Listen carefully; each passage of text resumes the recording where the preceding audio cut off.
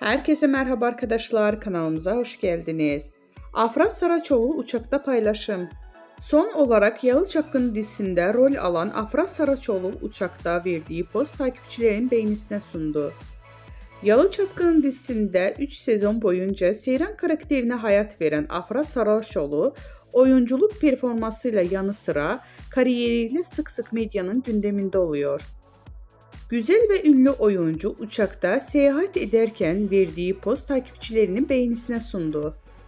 Zaman zaman doğal hallerini gözler önüne seren Afra Saraçoğlu bu kez uçakta yüz maskesi yaptı.